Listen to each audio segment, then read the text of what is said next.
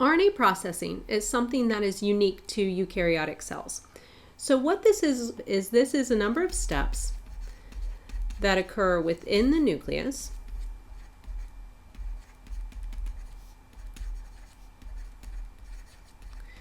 and this is going to be prior to exporting the RNA. And so this will be prior to export to the cytoplasm. This RNA processing is going to involve a number of steps. What it will do is it will take a pre-mRNA that was the direct output that we had from transcription, and it's going to ultimately convert that into what we call an mRNA molecule. And we do tend to think of three major modifications or processing steps that are involved in this. So here we have a look at our RNA molecule, and the RNA molecule, again, this would be the pre-mRNA. This is what we produce directly from transcription in the nucleus. This is going to be a single-stranded molecule. So RNA is always going to be single-stranded. So that's what we see here as well. One of the first things that's going to happen with these processing steps is that we are going to coat the RNA molecule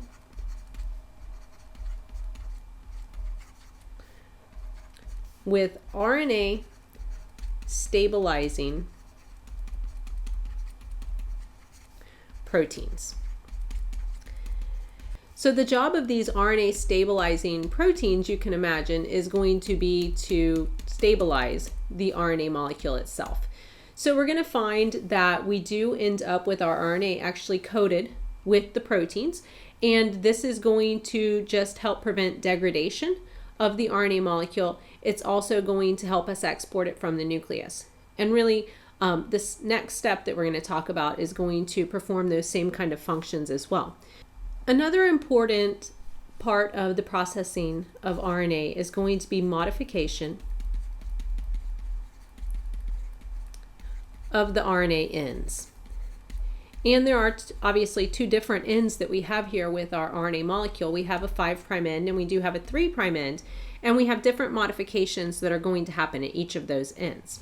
So the first one, I'll talk about the 5' end. The 5' end is going to get really a modified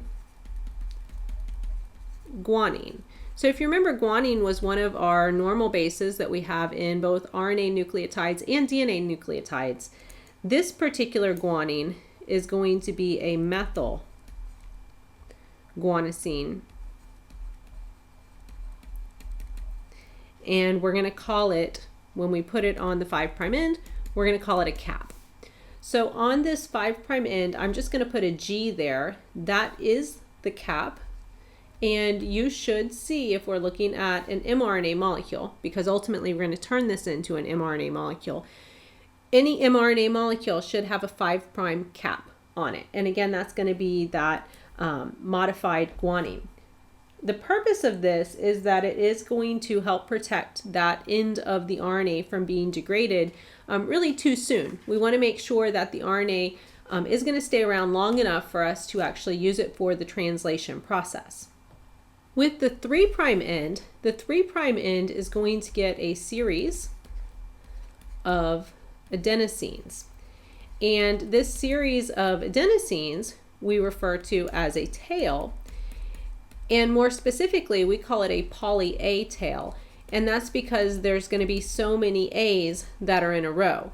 So what I'm going to do is I'm actually going to remove my 3' there, and I'm going to extend it on the end, because this is definitely something that gets added on the end. We're not going to shorten our RNA at all. So we're going to add it, and actually is going to get a little bit longer than what it was before because we've added all these extra A's. So these extra A's that I've got here, that is the tail end of my RNA. So with these two overall processing steps that we've looked at, we're coating the RNA surface with stabilizing proteins, and then we're adding a 5' cap and a 3' tail. The purpose is to prevent degradation.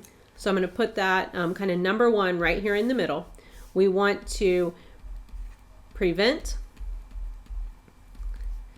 degrading of the RNA too soon, And then number 2, we want to help with the whole export process, because we are going to have to take this and we're going to have to get it into the overall cytoplasm. So these two together, they would be the overall functions of the coating and the cap and the tail. We do have one other processing step that is going to take place. It's a little bit different from these that we've listed here. And so if we take a closer look at that one we like to refer to as splicing. So number 3, we call this RNA splicing.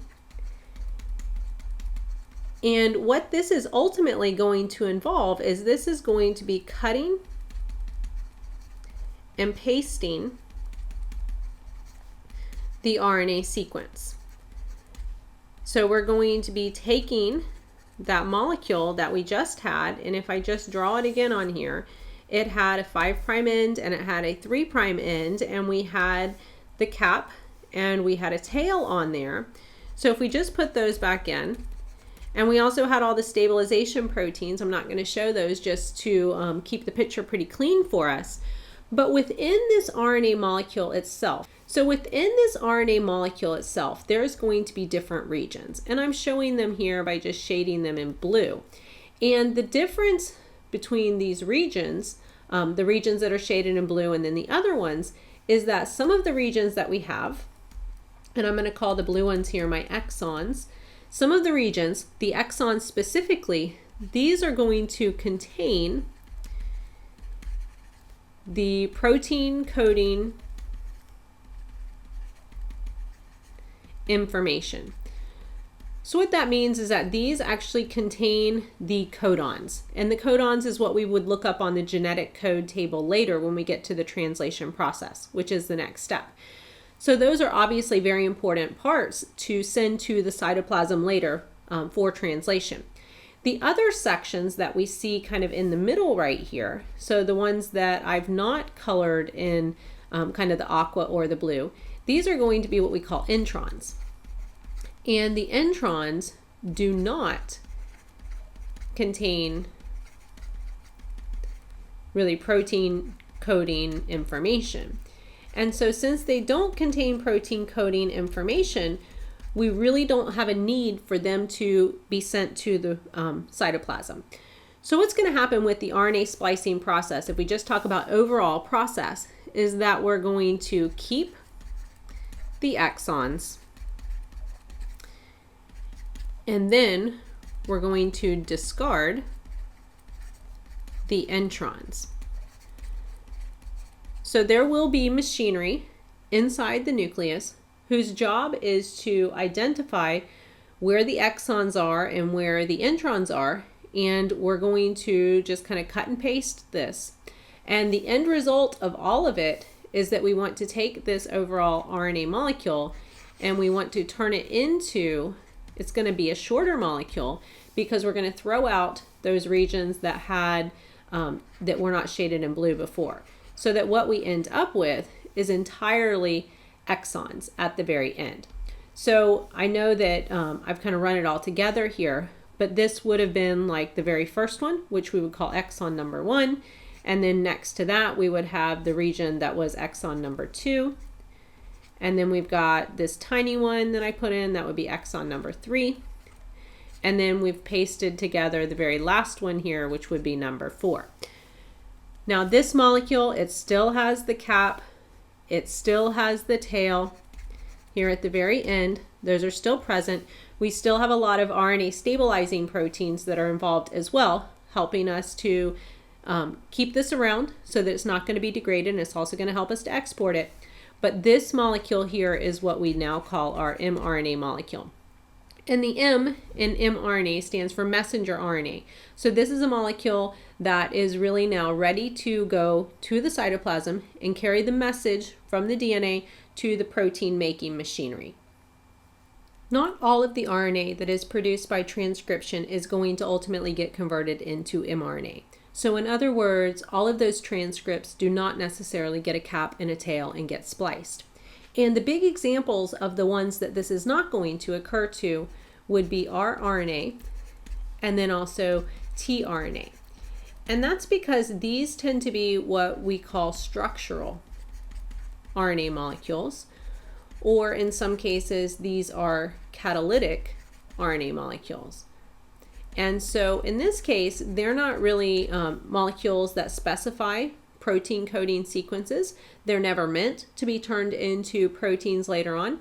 These RNA molecules themselves will assemble into very unique three-dimensional shapes, and that will be their final state.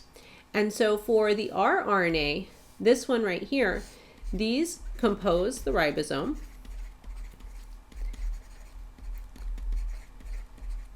So once these are actually synthesized, they are going to get assembled, and this is going to occur in the nucleolus.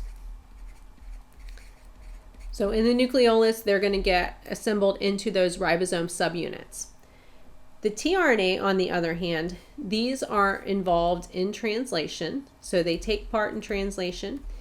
They really play a very important part in translation. They are the ones that do what we call the translating. And so they are going to get sent to the cytoplasm because the cytoplasm is where the translation process is going to take place.